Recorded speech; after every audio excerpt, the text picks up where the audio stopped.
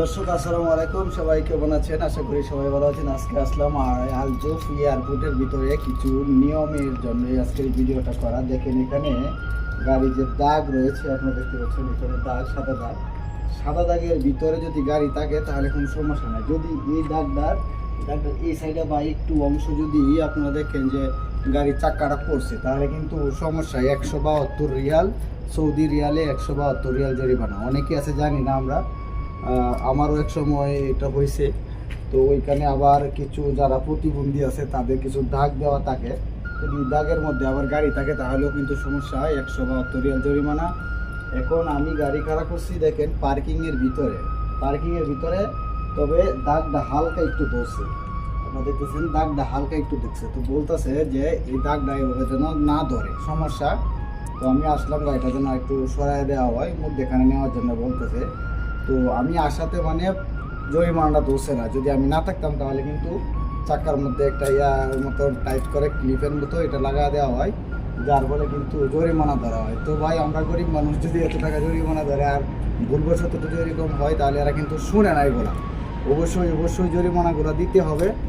তো গাইস আমি এটাই আপনাদের সবাইকে বলতে চাই, আর সবার উদ্দেশ্যে আজকের এই ভিডিওটি করা। সবাই সতর্ক থাকবেন, এয়ারপোর্টে যদি গাড়ি খাড়া করেন তাহলে অবশ্যই নিয়মের ভিতরে খাড়া করতে হবে, বা পার্কিং যেখানেই থাকে নিয়মের ভিতরে খাড়া করতে হবে। বাহিরে অবশ্যই এতটা দেখে না, কিন্তু এয়ারপোর্টের ভিতরে সম্পূর্ণভাবে দেখা হয়।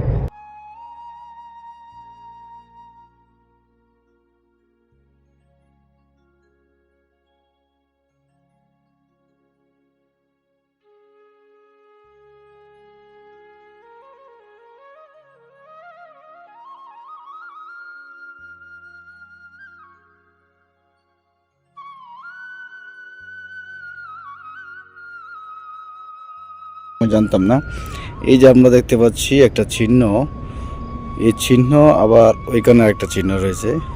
তো আমি ভুলক্রমে আমি নিচে কখনো তাকাইছি না এখানে কি দাগ দেওয়া আছে সেটা অবশ্যই দেখছিলাম না। তো এখানে আমি গাড়িটা দাঁড় করেছিলাম এইখানে।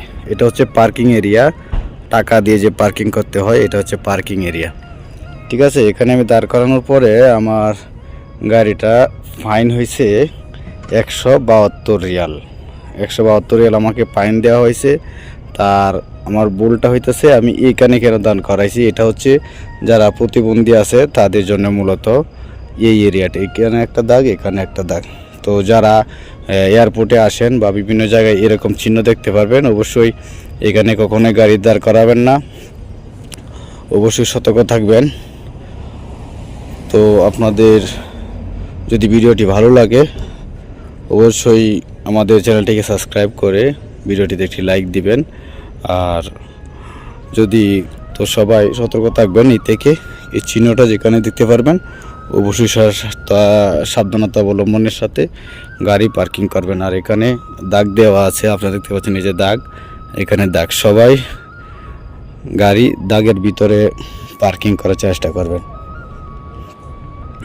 তো এই ছিল আজকে সৌদি আরব আলজুফ সাকাকা এয়ারপোর্ট থেকে আমি আজিজুল হক আরজু। সবাই ভালো থাকবেন, সুস্থ থাকবেন। আসসালামু আলাইকুম।